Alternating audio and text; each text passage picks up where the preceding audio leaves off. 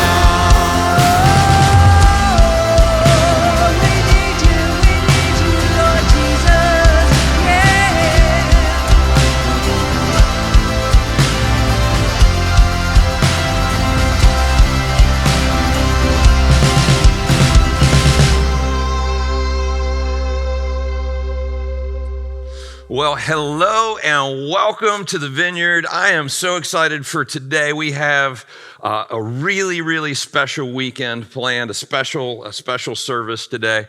If you have been with us for a while, we've been going through the book of Mark, looking at the life of Jesus. And we're going to hit pause on that series today just for one weekend. And we're going to do something that we do every year in November, and that is called Be the Blessing. I really believe this is the most wonderful time of the year. This is the best time of the year. It's the most generous time of the year.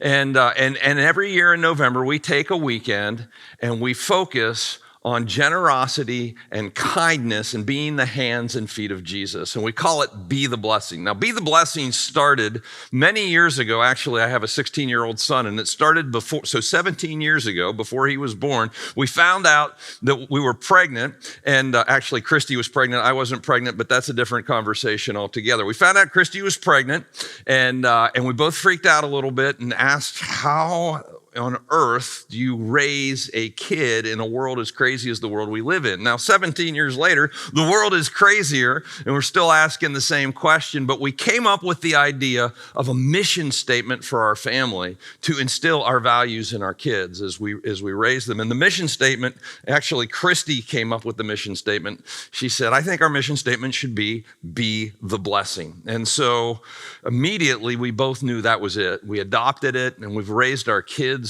with that, and it's hard to believe it's 16, 17 years later. But our whole goal was to raise kids that would be generous, that would be kind, that would be the hands and feet of Christ, and in any situation, wherever they find themselves, would ask the question, how can I be the blessing here? And so as we talked about doing this generosity campaign each November, the idea of being the blessing really fit. And so we just kind of moved it over to the church. And we take this season and we focus on being as crazy generous as we can be with our time and with our money. And the goal, there are several goals with this for the church. One is just that we would be known as the most outrageously loving, kind, and generous people in our community.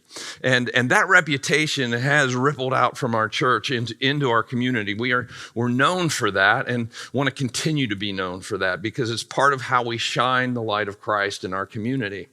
The second part of it really is to stretch ourselves and stretch our muscles or exercise our muscle of generosity because it's one of the core values of the church. As we talked a few weeks ago, it's one of the things that Jesus talked a lot about. He wants us, if you're a follower of his, to live an open-handed, generous life. And this gives us an opportunity to practice that and be inspired towards that. And so that's part of what we're doing.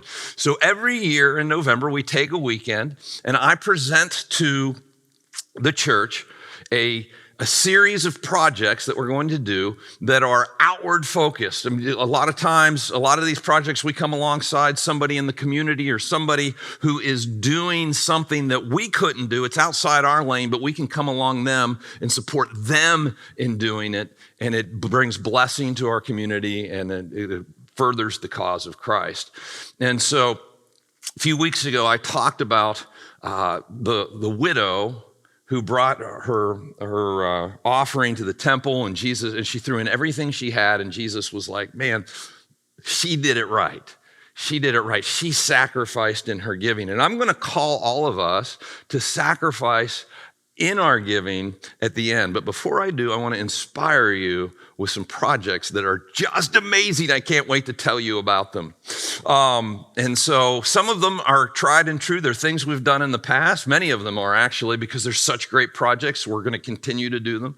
And we have a couple brand new projects that are just big, hairy, audacious goals that will be life-changing, I believe, for the people that will impact through those projects. And I can't wait to tell you about them. But let's start with our tried and true projects. And the first one we've actually already done. This is the last day to bring in your Operation Christmas Child Christmas boxes. Now, if you haven't done this, you're going to have to get in on it next year, or you can volunteer to help pack the truck on Monday. Okay, let me explain. Let me go back and tell the story. So in 1993, Samaritan's Purse, which is a ministry of the Billy Graham Association, got a bunch of shoe boxes and packed them with toys from the dollar store and toothbrushes and stuff and took them to kids in a part of the world where they would have never gotten a Christmas present at all. And these kids opened these boxes and it blew them away, but it opened the door to share the gospel with them and to disciple them. But that wasn't all that happened. The people who packed the boxes found their worlds being impacted as well. It was so much fun. It was such a great way to be generous and hands-on in doing that. And they said, we're on to something here.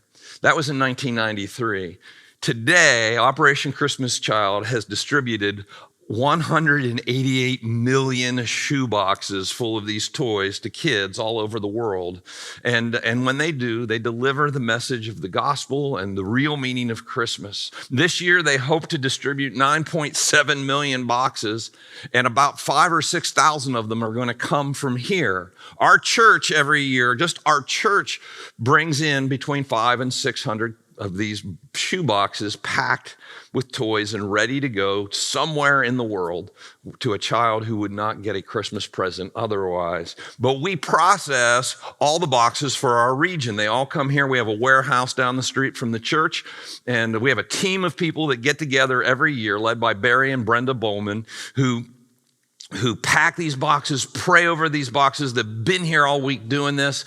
And on Monday, they will load them all onto trucks and they'll head off to Boone, North Carolina, where they'll be processed with 9.7 million other boxes and head off around the world. It's an awesome, hands-on generosity opportunity. And guys, part of the reason we do this is just to stretch our hearts, stretch our muscles, our generosity muscles. And this is a great way to do it. If you'd like to volunteer for that, you can go to our website, vineyardwheeling.com, and at the top of the page, there is a link for signing up to volunteer for the various things that I'm going to be talking about today, and I want to encourage you to do that. So that one's coming up very, very fast, very fast. So that's Operation Christmas Child, a great project to be a part of. The second project that I need to tell you about is called Double Stuff the Truck. And Double Stuff the Truck, we work with the House of the Carpenter on Wheeling Island. They have a food pantry. And in the midst of COVID, the issues with food and access to food and the cost of food are very, very significant. And I got a call this year from Mike, who's the director over there, and said, are you guys doing the Stuff the Truck this year? I said, absolutely, Mike, we're going to, because they need the food. We usually raise enough or bring in enough food to supply their food pantry for a whole month in the middle of winter, which is the hardest time to get food. So we're working with the House of the Carpenter, and we do a classic Stuff the Truck, which means we park a truck outside of Respecs in Elm Grove, and we give people who are walking in a flyer that says we're raising money for the food pantry and ask them to buy a couple extra items. And people will come out, and they'll come out with one or two items. They'll come out with a whole bag full of items, and oftentimes they'll come out with an entire cart full of items, grab one bag and walk away and give us the cart, and we stuff the truck. And then we call it Double Stuff the Truck in honor of Oreo cookies, as well as we want to stuff the truck as a congregation as well. And so we give everybody a bag and say, bring this back. And we're going to be doing this the weekend of December 5th. And so you can bring it in before December 5th if you like, but bring it to the church on Warden Run Road, and we will pack that in the truck. Every year we raise between 3 and 4 tons of food and supply their food pantry for about a month in the middle of the winter going into the Christmas season. It's a big deal, and it's a great way to be generous. Let me encourage you, don't bring your expired food, bring good food, and let's bless the folks at the House of the Carpenter and the people that they are serving. The next project is this, and this is an oldie but a goodie. We've been doing this for a long while. It's the Youth Services Winter Freeze Shelter. Many years ago, we had the idea, hey, they need people to cook. They were always looking for people to cook meals for the freeze shelter. Now, the freeze shelter is a place where unsheltered or homeless people can go and sleep during the coldest days of the winter. And when they come in at 9 o'clock at night, and they give them a hot meal. That's how the evening starts. And then they have a warm, safe place to stay. So nobody starves to death and nobody freezes to death on the streets of Wheeling. This is the kind of project that I can get behind. I don't think anybody should starve to death or freeze to death in our community as long as we're here. And we said, well, we could start making food. We've got people in the church who love to make food, but it's really hard to keep that going for 3 months. And they had several of the evenings covered, but most of the evenings they did not. And he said, well, how can we make all of the food? Like, could we do that? What if we made it all in a week and froze it and got volunteers on it and did a Be the Blessing project? Where would you put it? And the idea of getting a hold of Ziegenfelder's Popsicle Factory came up, and they have a 2-block long warehouse that is negative 40 degrees where they keep the popsicles. Would they be willing to store the food for the freeze shelter? They're just a few blocks away. And they said they would, and we've been doing this ever since. And so in 1 week period of time, we will make enough food to feed the homeless population in Wheeling for the winter, or most of the winter. And this is a big deal. This year, they're opening up early because the Department of Transportation is bulldozing the place under the bridge where all the homeless people are living right now. And so they're going to try and open up early. And so we're going to make additional meals this year. Every year somebody donates a cow, or last year we had several farmers donate lots and lots of beef, and that's going to happen again this year. But this is thousands and thousands of dollars. This is a lot of meals, and we will be cooking between November 29th and December 5th. And so part of the money that we raise through Be the Blessing this year will go towards paying for the food and all the logistics to get this done. And then there's an opportunity for you to volunteer and be a part of cooking the food. And actually, we need volunteers. And I want to encourage you to sign up to do this. Now, sign up now. Click on the link. You can pick a time slot. Usually it's an afternoon or an evening during that week, November 29th through December 5th. And you can pick a time. You can sign up and you can come and do that. You'll need to get a food handler's permit as per our health department before you can participate in this. And don't worry, it's an easy enough thing to do, but you do need to sign up so we can get you squared away on that before you come. Please consider participating in this. This is an awesome project. All right, the next project that we have for our Be the Blessing initiative this year is HOHOG. HOHOG is Hearts of Hope, Hands of God. This is a name that our folks came up with for our East Wheeling campus in East Wheeling. It meets at Youth Services Building. So back when the pandemic started, after a few months, we started meeting outside at the river, and there were a bunch of homeless people that slept where we meet, and they were there when we got there on Sunday mornings, and we began to bring some food for them, and they began to stick around. And by the end of the summer, we had a bunch of homeless folks who were participating in our church. It was such a cool moment. But as we decided to go back inside because it was going to get cold, I asked Susan Brossman, who works with the homeless population in Wheeling extensively, I said, and who also is very much a part of our church, I said, Susan, would you consider leading a campus for them in downtown, because they're not going to be able to, they need a place where they can go. So HOHOG was born. It's a campus, and every weekend, this has been a year, guys, that this campus has been going on. And every week we have about 50 people meeting in a campus in East Wheeling, and we feed them every week, and they sit and participate in the service. We video broadcast the service to them, and it is amazing. On the weekends that I'm not preaching, a lot of times I'll go down there and participate in their service and just hang out with the folks, and they're fully engaged. And 1 year later, so many of these people have been moved into housing. They are progressing, they're making progress, and they're growing in their faith. We're baptizing them, and it is a gathering of Jesus followers, a ragtag gathering of Jesus followers in East Wheeling. And you've gotten to be a part of that. And so we do have There are expenses associated with that like food and other things that we just need to cover. And so that's going to be part of our Be the Blessing initiative for this year as well. Next project is this, Madison School. Now, I love Madison School. When we moved to the Capitol years ago, our Sunday morning services, Madison School was in the neighborhood. Barb Randolph, who is a part of our church and has been for years, is a teacher at Madison, and she kind of helped build the bridge and make the connection with Madison. But here's what you need to know about Madison School. It is one of, if not the most impoverished school in the state of West Virginia. It's on Wheeling Island. There's a tremendous amount of trauma that these kids have lived through.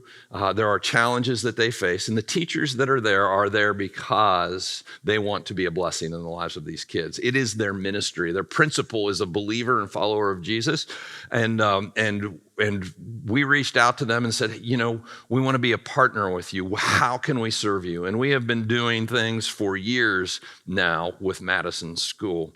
This year, we've got some exciting programs that we're going to initiate and or fund, one of which is brand new and an amazing opportunity. Get this.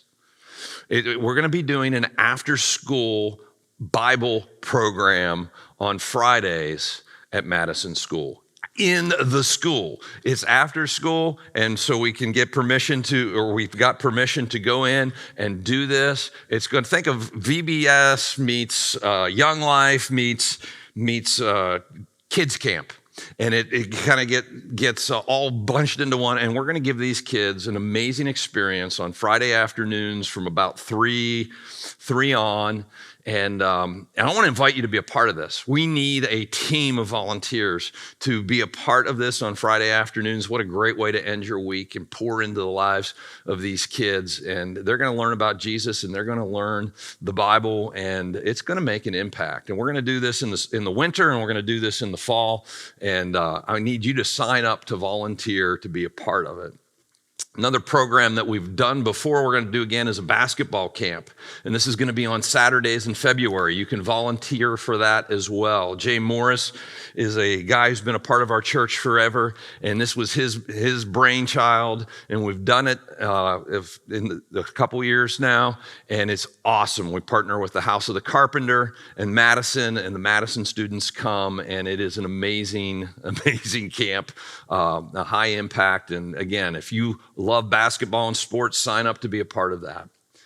Now, we're also, and COVID messed this up, we've actually done this in the past, but we're going to start again in January, and that's this, a mentoring program with students. Now, I did this before COVID, and it was amazing. I got more out of it, I think, than the kid that I was working with. But they basically, there's 20 spots. So if you're going to sign up now, because those spots are going to go. But they pair us up with the kids that are most at risk because they need a positive adult influence in their life. And what we saw over time was that it becomes something that these kids look forward to. It's almost a reward, like individualized positive adult attention.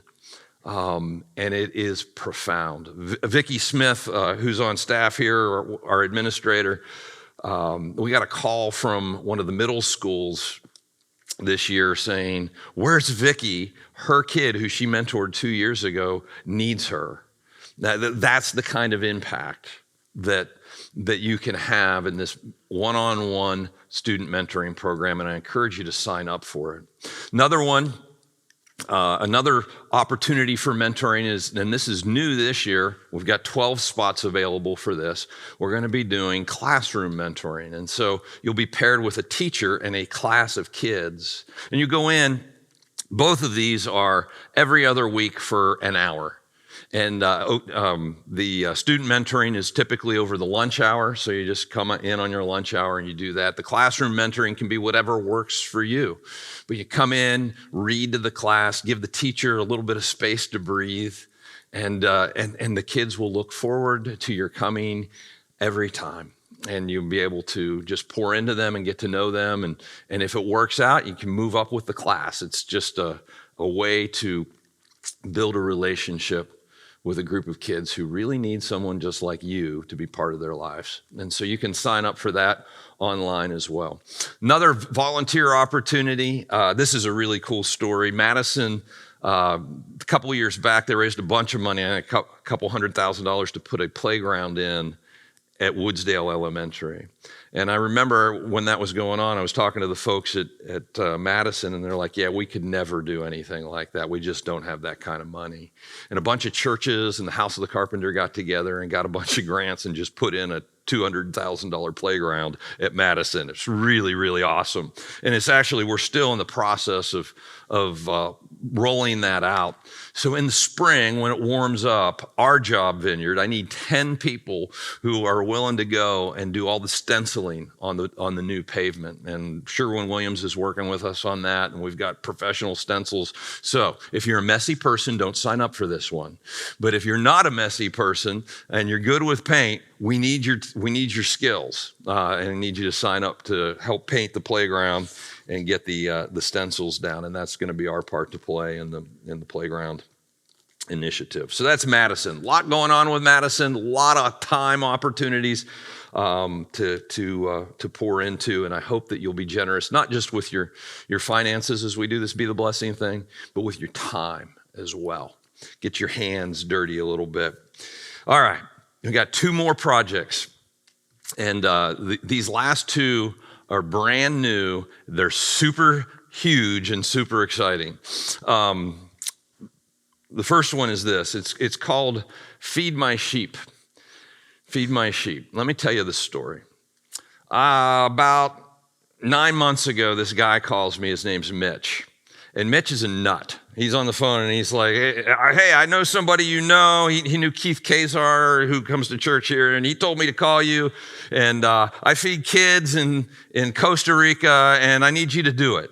And I'm like, who are you? And he said, my name's Mitch. And I was like, okay, come on in. So I sat down with Mitch, and he explains to me that he does business in Costa Rica and has for years. And he discovered 15, 20 years ago that there were all these kids in San Jose, Costa Rica, who were living on the street, who weren't eating. They were street kids, and they weren't getting food. And he's like, that's not okay. We have to feed these kids. And so he starts this ministry called Feed My Sheep, and for the last 15 years has been feeding 100 to 150 street kids on the streets of San Jose, working with churches down there to get it done, and pretty much running it himself. And Mitch is aging out. He's a nut, but he's aging out. And he's like, I can't keep doing it. I don't have the energy to do it anymore. And he goes, and I think a church should take it over, and I think you guys should take it over. And I was like, well, Mitch, I usually say immediately no to projects like this because it's kind of outside our lane. You know, our focus is our community and helping people find and follow God here. But as we're speaking and having this conversation, I feel like I'm not supposed to tell you no yet. And I said, I tell you what, I'll come down and check it out. And so in May, I flew down to Costa Rica and visited with the folks on the ground there who are doing this ministry, got to meet the kids who are getting the food. It is the real deal. These kids, the only meal they get all day long for a lot of these kids is what they get from Feed My Sheep. Now, it's really cool because they work with a church there, where the church is just a tin shack that is also the house of the pastor. Pastor Caesar and his family run this. It's also the feeding center. And these kids come in, they get a warm meal, a nutritious meal, and they get to hear about Jesus and the gospel. And it's powerful. And there's another pastor who is involved. His name is Pastor Oscar, and I had a conversation with him when I was down there, and he said, you know, I always thought that when Jesus said, feed my sheep to Peter, he was talking about spiritual, food. He said, and it just didn't hit me until we started doing this, that he was also talking about food. And these kids need food. And so we are not going to incorporate Feed My Sheep into the church. We are going to populate the board of Feed My Sheep, and we are going to put resources in that direction. And so starting January 1, we have 150 kids depending on us for food. And so what I want to do as part of Be the Blessing this year is raise $20,000 to seed Feed My Sheep. In the future, we have all kinds of plans for this. I hope maybe you'll be able to come to Costa Rica on a mission trip at some point. We're going to do child sponsorship so that we can in an ongoing way, make sure that these kids have food and that you have a personal connection with some of these kids. But right now, starting January 1, if we can get $20,000 in the bank, we can get this thing rolling the way it needs to be rolling. So that's part of our Be the Blessing initiative for this year is Feed My Sheep. And buckle up, lots of fun stories coming on that. The next project is this. And this is huge. It's called Hope Center. Hope Center. And we're going to partner with an organization called Hope Center Ministries. You know, when I became lead pastor of our church, 11 or 12 years ago, one thing was absolutely clear at that point in time, and that was we have a drug problem in our community. Not just a problem, an epidemic. And the opioid crisis is killing us. We're losing people every week. In fact, the mortality rate in the Ohio Valley per capita to drugs is the highest in the country. It has touched every one of us in one way, shape, or form. We know people, we have family members who have been directly impacted by this. And I was so overwhelmed by this problem. I was like, the church has to have something to offer. We have to have a part to play in solving this problem. I just didn't know what it was. And so I began to pray and ask God, what would you have us do? We're not going to become a rehab center as a church, but what would you have us do? How do we impact our community? How do we bring hope to our community? Because it feels like a hopeless situation. Well, a few years back, 7 years now, I met a guy named Chris Dew, and we became friends. And then Chris came up and preached now and then. And then a few years later, I said, Chris, why don't you join our teaching team? And he thought about it and decided that he would. And part of that conversation was help us figure out how we can minister to our community on the issue of addiction, because we just don't know what to do. We're continuing to pray and listen and ask God what we should do. Well, Chris called me back in the winter and said, I think I found it. I was like, tell me about it. He said, well, it's called Hope Center. So I met these guys. I've gotten to know them. It is a rehab program, but it is Bible-based, discipleship-based, Jesus-based. And they've got centers. They've been doing this for a while. They have centers all over the country. There's 27 centers, 3 in the UK and the rest in the United States. And they are experiencing a tremendous recovery rate.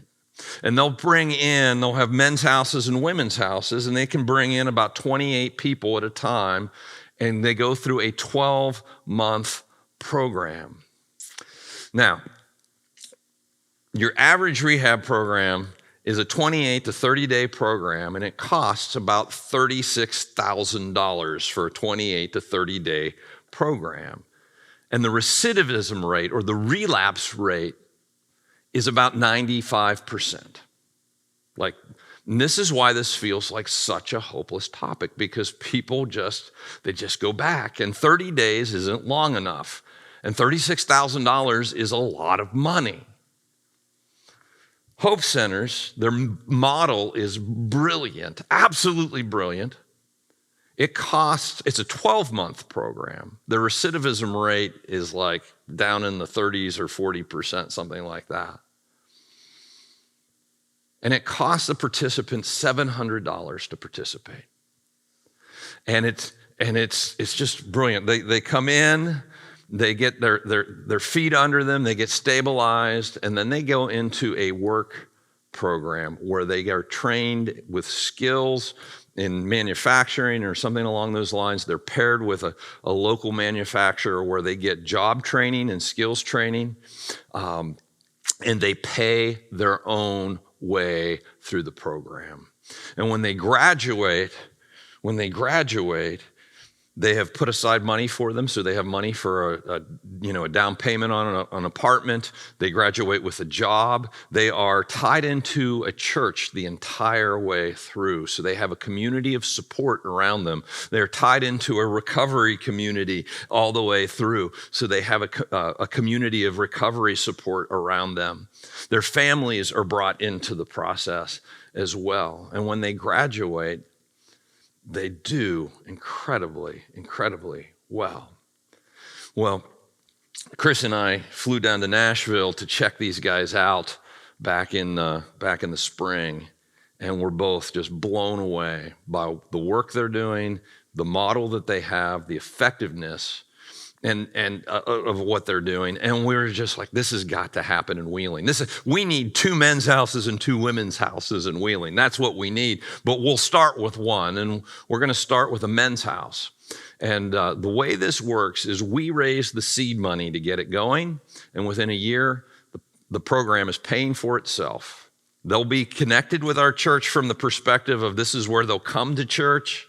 Their families will come here. We will be their spiritual family, their support network, but it is its own program. We're just going to get it going, right? And okay, so the seed money for this, the amount is $260,000, which when you look at 28 guys going through in 1 year, that's less than $10,000 a person. It's not a lot of money. And I know we can do this. The question is, how fast can we do this? And I want to see if we can just get it done before the end of the year. See, our goal in the past for Be the Blessing has always been about $25,000. And so we'd always shoot for $25,000, and you guys would come in at like 50. Last year, I think we raised $75,000. We beat it every year. This year, we're going to shoot for the moon to do all of these projects and make all of this difference. Our goal is $300,000, a little more than $25,000. Now, I fully realize we may not hit that goal during the Be the Blessing initiative, but I believe that we can because I know God can do anything. And then here's what else I know. If we don't try, we definitely won't hit it. So we're going to try. And I'm challenging you today to give until it feels good. And in the spirit of the widow's mite, when she gave sacrificially, I want to challenge us, every one of us, this is an opportunity to give sacrificially. What could you go without? We never think about it that way. But to give in a sacrificial way, that it would make that kind of difference in somebody else's life. And so usually I say, well, if we all give $49.95, we'll hit our $25,000 goal, and you guys blow that out of the water. But I know there are people who can't give that much, and I know there are many of us who can give way more than that, and we do, and that's how we get to the outrageous numbers that we get to every year. And that is the case now. This is what I'm going to ask you to do. I'm not going to give you a number to give. I'm going to ask you to ask God. Pray and ask God, and whatever he tells you to do that. But stretch yourself in generosity. This is an opportunity for that spontaneous generosity that we talked about a few weeks ago. Now you can give on our website to this. Just select Be the Blessing when you do in the menu, and give to Be the Blessing. And let me encourage you, don't just take your tithe, remember that's the intentional disciplined giving that we talked about a few weeks ago. Don't just take that and move that over here. Keep that intentional and disciplined and regular. This is an over and above. It's kind of the difference between a tithe and this is an offering. This is something over and above. And again, let me encourage you to give until it feels good. You can have no more fun with money than doing stuff like this. So go to the website, sign up to volunteer for one or more of these projects, and give until it feels good. Let's pray. Lord Jesus, thank you that you created us to live open-handed, generous lives. Lord, that you have created us and you have blessed us to be your blessing in this world. And I pray as we step into these projects that we would just be blown away by what you do in us and what you do through us. And it is in your name that I pray. Amen. Well, hello, Church Online folks. It is awesome to have an opportunity just to speak directly to you. You know, this weekend, we are having baptisms at church, and you're missing it. And I wanted to talk to you about that just for a moment.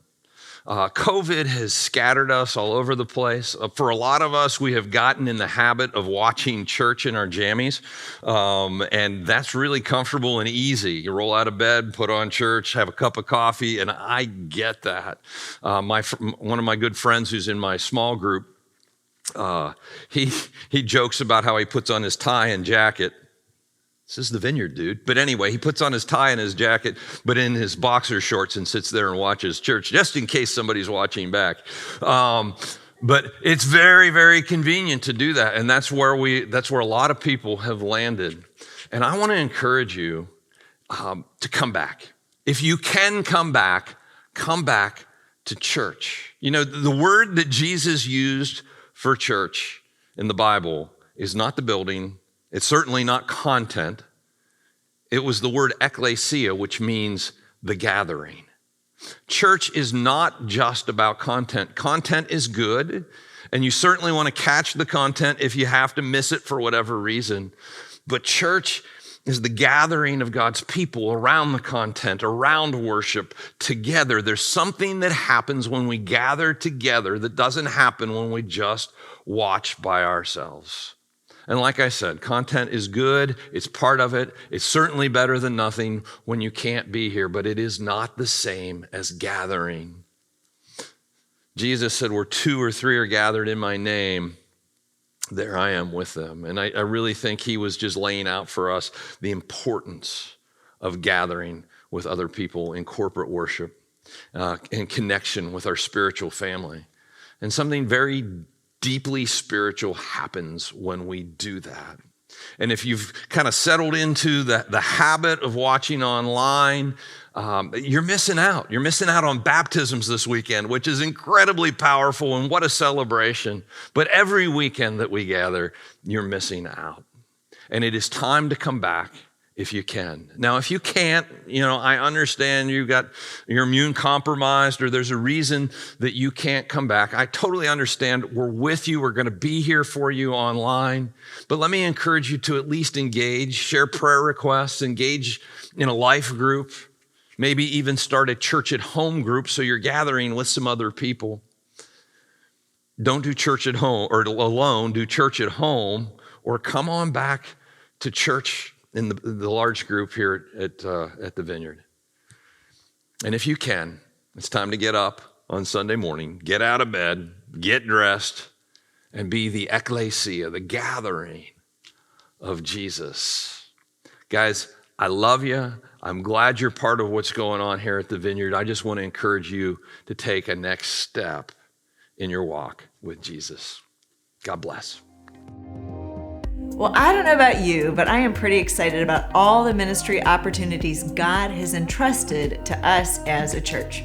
I hope you'll get involved and get to see God's hand at work through your life as you do. And as Chris said, if you're physically able, we would love to see you in person in the coming weeks. We are so blessed to be able to gather freely to worship God as his church. And there are places in the world where this is not the case, where this is not a freedom. So as we head into Thanksgiving week, I hope you'll take some time to pause, thank God for this freedom among so many other freedoms that we still enjoy, and we hope you have a wonderful Thanksgiving.